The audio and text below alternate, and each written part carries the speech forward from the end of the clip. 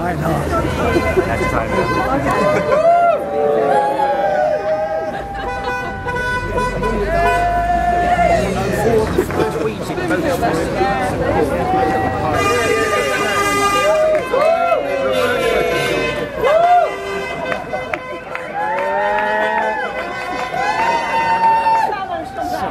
No, I'm going to stand there really still now, aren't I?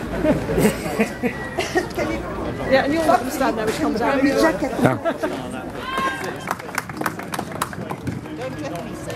She said that she'd taken part in the demonstration to show support with the other protesters, and also she said, in her words, to give a clear message to the government that, in her view, fracking was neither necessary nor wanted.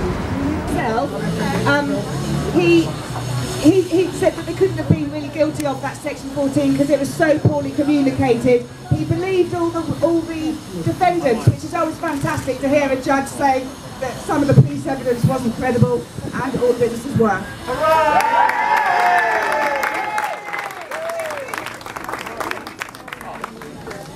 As we know, about 126 arrests took place, and over half of those were dropped anyway. So it's not just about today, it's beyond Balcombe. It's not just about Balcombe, it's about the whole country facing fracking licences that are being marched out all over the place. Friends of the Earth is going to continue to support all the residents that don't want dirty fossil fuels being extracted in their neighbourhood, and we're really pleased with the result. It was the right result. People have a right to peacefully protest, and the government needs to listen to the people and not to the shale gas and oil companies.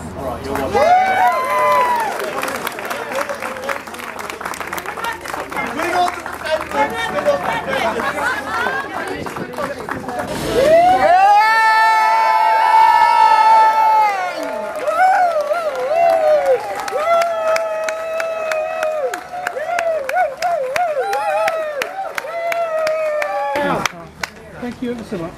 Okay, that's better. I can see you now. We're very pleased that the court upheld our right to peacefully protest against fracking. Protest is the lifeblood of democracy. We are deeply concerned that the right to protest is being eroded and undermined, with legitimate protest criminalised by oppressive policing in an attempt to silence dissent.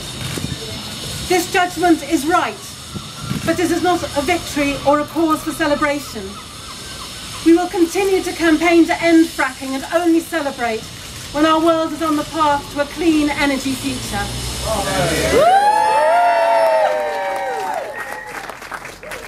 The UN's latest comprehensive reports on climate change make it clearer than ever that exploiting new sources of fossil fuels such as shale gas will fatally undermine the government's stated ambition to protect Britain from the worst impacts of the climate crisis and to meet our international obligations to reduce emissions. The only safe and responsible thing to do with shale gas is to leave it in the ground.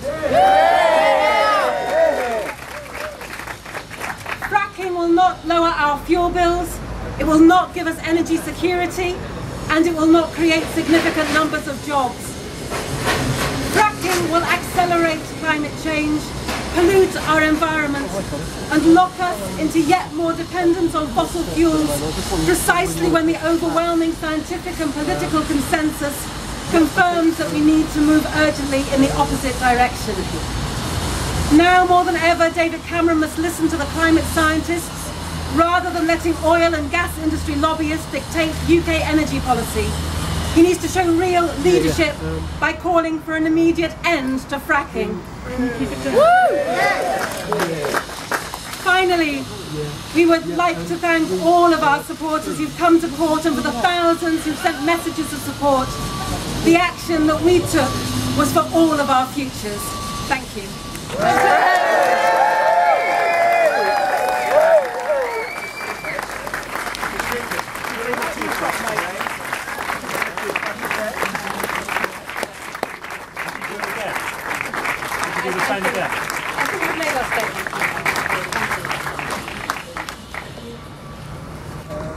Thanks, mistress. Hey, wonderful day. Wonderful day. Yeah, it's been really amazing. What do you think of the verdicts, Joe? Obviously very happy. I think the verdict is just, and it really says a lot for the right to protest and the wider issues around fracking. Were you ever worried? Well, it's been a long process. We've been 6 days of 4 days of hearing police evidence, giving evidence, being cross-examined, and it's really impossible to tell what's kind of going on with the trial. Yeah. I've never been on trial before. I didn't know how the process was working. Is it something that you'd do again if you needed to, do you think? I'd do again. I think that in terms of the right to peacefully protest against something we're deeply concerned about at this crucial time in where we take our energy path in the future, Yeah. essentially. Would you say that it's been something which now is going to make a difference for other people coming to court? I think so. I think it's obviously there's been a lot of media attention, which is quite a key thing in terms of how it's perceived, and I think people should have the right to peacefully protest about something which is so important for everyone's future. Well, congratulations. Great verdict. I'm very pleased for you, mate. Thank you very much indeed. Also took into account whether or not our actions were reasonable, and I think that all five of us made very clear statements about why we do feel that it is ultimately not just reasonable but absolutely our responsibility to be peacefully protesting against a government that is absolutely adamantly going down the wrong direction in energy policy, pushing all of us to a pretty grim future through climate change. And are you now heavily involved in what essentially, as one professor put it, a very peaceful ongoing war against the proposed fracking? What we're engaged in is a peaceful protest against the fossil fuel industry, which is increasingly close to government, that the relationship between the government and the fossil fuel industry is getting closer by the moment, at exactly the time when we've just had these two major intergovernmental panel on climate change reports telling us that fossil fuels are driving climate change. We have to change direction, and I think all of us are deeply committed to continuing the struggle to put clean, green energy, the jobs associated with it, ahead of fossil fuels and climate change. Are you prepared to go to prison? To be honest, I don't think prison was on the card. I think the worst offence that we could have had would have been a fine. But yes, I would have done. I think it's important to uphold the right to peaceful protest, and on an issue that is so important, that is literally the future of life on the planet as we know it, nothing less than that, then I think it is an appropriate action to take. But regardless of the cause, do you think as an MP you can break the law, should you so choose? Of course, the judgment has just been that we haven't broken the law, we were found not guilty. I think in this country we have a proud tradition of peaceful protest. Many of the achievements that are now taken for granted, whether that's the women's vote or whether it's anti-apartheid, anti-slavery, lots of those traditions are ones that have involved peaceful protest, and I think it's incredibly important that MPs, along with everyone else, stands up for that right to be upheld. Do you think we're going to see more and more entrenched positions between the anti-fracking movement and what the government is doing? I think the government has massively underestimated the popular level of concern about fracking. I think when more and more people recognise what this is going to do to their landscapes up and down the country, as well as what it's going to do in terms of driving climate change, then I think the government is going to have a very big struggle on its hands. Do you think you can maintain protests as peaceful if the positions become more and more entrenched and the situation goes on longer and longer and your peaceful war turns into something else? I think there's absolutely no evidence of that at all, and that, I think what we've been talking about for the past few weeks here at this court has been an entirely peaceful protest, and I really don't think it's helpful to suggest that it would be anything other than that. That is what we all stand for here. We've used the word peaceful in every single statement that we have made, and we'll continue to do so. Well done.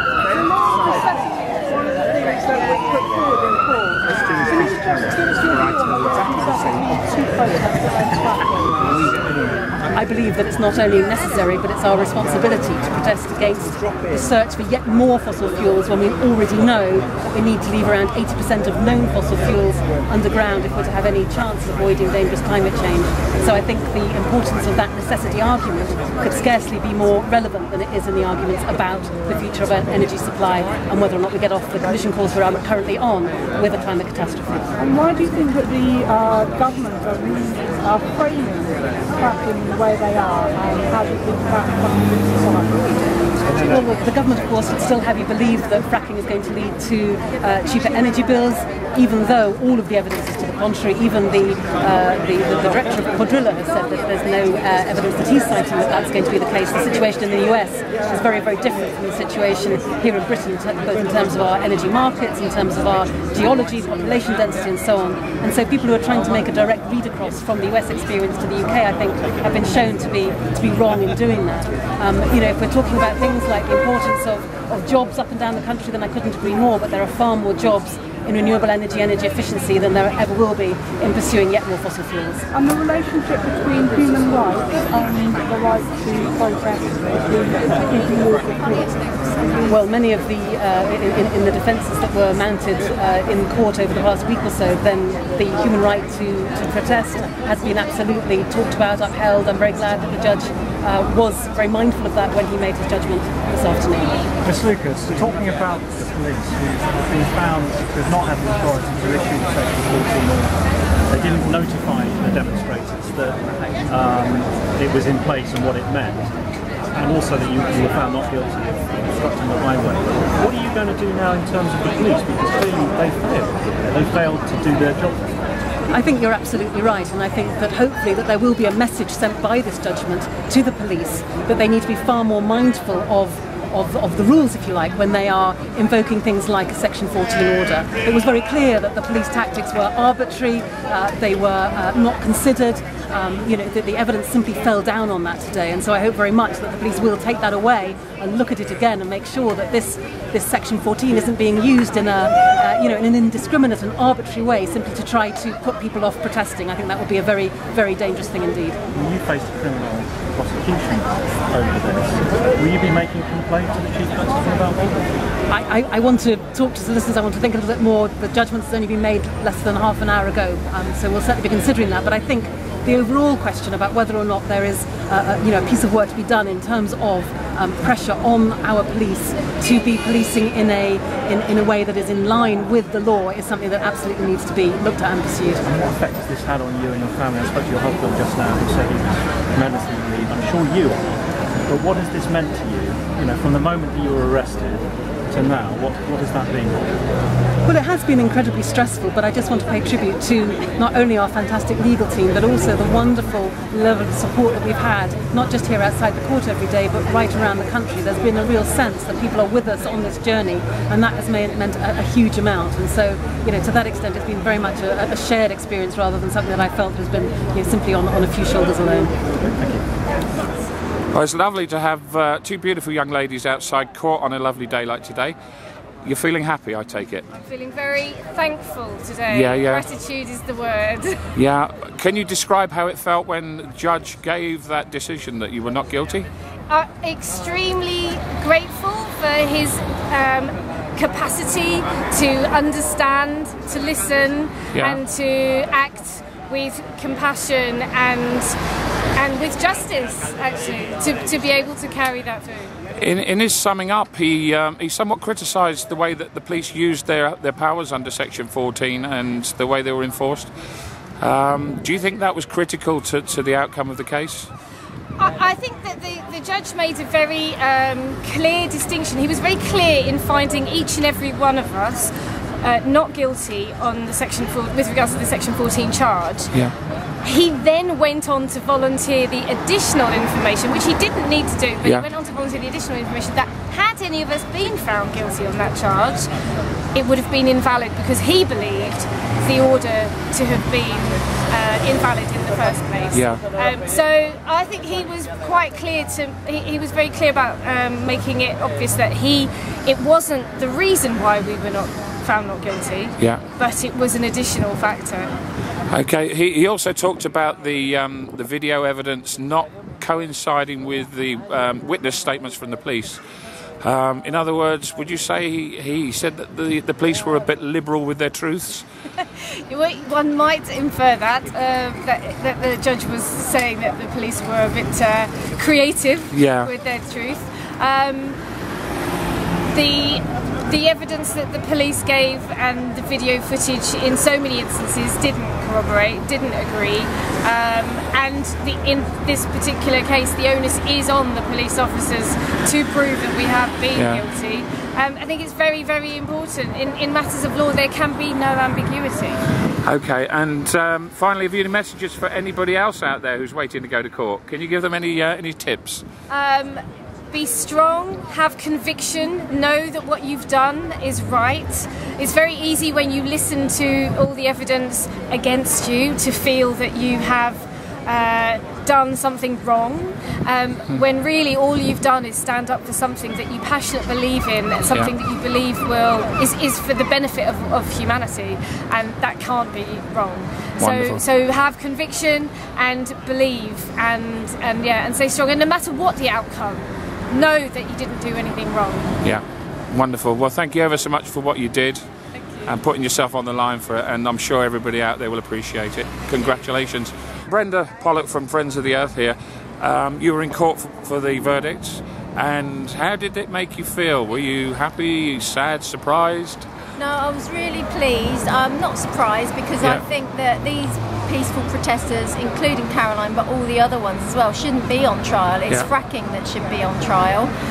The damage that digging and exploring for dirty fossil fuels, gas might be cleaner than coal, but it's not a clean fuel. The damage that can be done by that to our countryside, to our environment, what we've seen in Australia and the US, just beggars belief that the government is supporting it. So fracking should be on trial, not the protesters. It's a really great day, and it vindicates all the protests last summer and the ones that are going on now. How are Friends of the Earth getting involved at the moment? Have they got anything underway we can help with? Or we are doing loads actually at the moment, particularly helping people up around Manchester and Salford, at Daneshill, near Nottingham, and we're doing a lot on the planning process and legal stuff behind the scenes. It's not as visible as some of the protests that happened last summer, but we have got a petition to David Cameron, which isn't just Friends of the Earth, it's Greenpeace, it's 38 Degrees. We're all jointly, all the national organisations are trying to tell the top person in government to stop bending over backwards for dirty fossil fuels. So we're doing that. So people can sign that online, and we're doing loads. If you look on our website, you'll find resources and information. We've got a pack for people, a guide on how you can go about stopping fracking. And not everybody wants to do peaceful protest and direct action, and that is really relevant when it comes to the site. We're trying to stop it before they get permission to go on the site, and that's the work that we're concentrating on. Yeah, how can people join up with Friends of the Earth or get involved with it? If they email fracking@foe.co.uk, or they can go online to our website www.foe.co.uk/fracking. We've got lots of resources and briefings that you can send to your MP or use to write letters to your local council or MP. We're trying to stop the fracking and digging happening before it gets to the point of peaceful protest. So all the things that people can do from home, either just donating or to a group, not necessarily to just Friends of the Earth, to any group that's working against fracking. This is the big issue. This is the way the government sees us reducing our climate change emissions. It's crazy. Yeah. So is it time for all our groups to get together? Friends of the Earth and Greenpeace, who you mentioned. Do you think that everybody should be getting together over this one issue of fracking? I think people are already getting together, and there's a lot more uniformity, but everyone's got different roles to play and bringing different things to the party, so I think it's good the way it is at the moment, and different people are trying different tactics, and I think a multi-layered, multi-pronged attack is really good. Wonderful. Thank you very much indeed. Getting involved doesn't mean necessarily putting yourself on a front line in situations where you may or may not get arrested. There are petitions, there's lobbying, there are letters that can be written to MPs, there are marches, demonstrations, there's going out and publicly engaging with other members of the public. That's a really important part of it. Lots of people don't know even now what fracking is or why it is bad. So there are so many things, even just talking to your next door neighbour about fracking is doing something, is getting involved, and that's as important as sitting down in the front line and putting yourself in that position. So there are lots of ways you can get involved. And I think it's really important to remember that. So we got Chris. Happy man today, yeah? Extremely happy, sir. Yeah, what do you think of the verdict? Couldn't have been better. Yeah. Because the Sun newspaper would have ripped us to pieces if she'd been found guilty. Should take the Sun to court. Sorry? Should take the Sun newspaper to court. I believe so, yeah. Yeah, should do, mate. BBC as well. Yep. Happy days. They're all crooks. Today, and it's brilliant. It's winners for everybody. It's not just Caroline Lucas and the other people that were there today. Yeah. It's for everybody, and I'm sure they would say exactly the same thing. Yeah. Would you say that the word prosecution is very close to persecution? Sorry? Would you say that the word prosecution is very close to persecution? I think it has been, yeah. Yeah, absolutely. Yeah. Especially more at Barton Moss. I mean, Barton Moss has been a totally different situation to what Balcombe has been, but Balcombe was like a little bit of a put your foot in the water and test it. Yes. For them, they didn't know how to react, and we didn't know what it would be like. Yeah. So, all in all, an excellent verdict. Absolutely, the only one. We couldn't ask for any better. Excellent. And I think the judge went over what he needed to do to say that the police need to tidy their act up. Absolutely. And I think that's a very important thing for him to have said.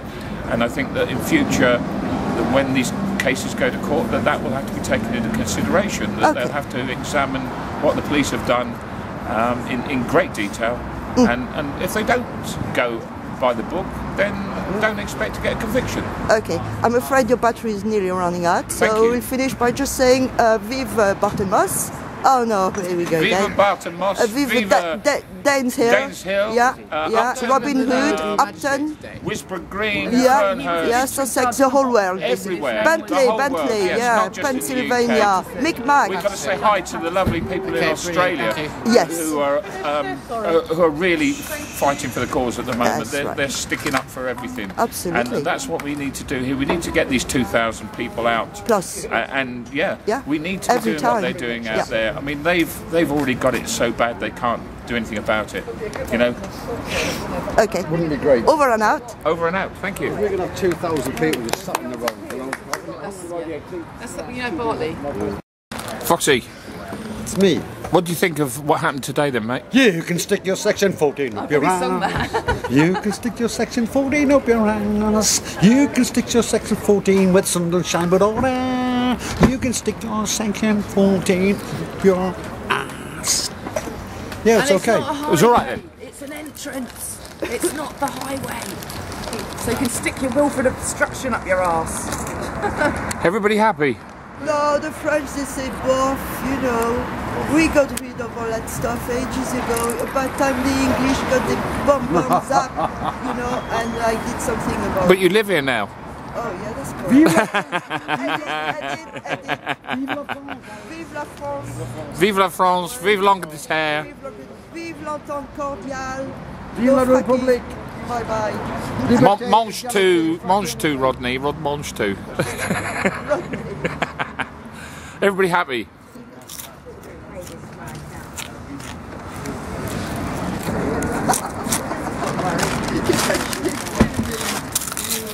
Oh. Have you got any words for the Barton Moss crew? Leave the brambles. Please don't pull up the brambles. They're very, very important ecologically. You know, like the little long-tailed tits, they love making a nest, you know, deep inside the bramble areas. Foxes like to eat, not him. The four-legged foxes like to eat the berries, and you do like to make the jam as well. Although I wouldn't recommend right there. Thank you very much. Thank you. Merci. They're all gone.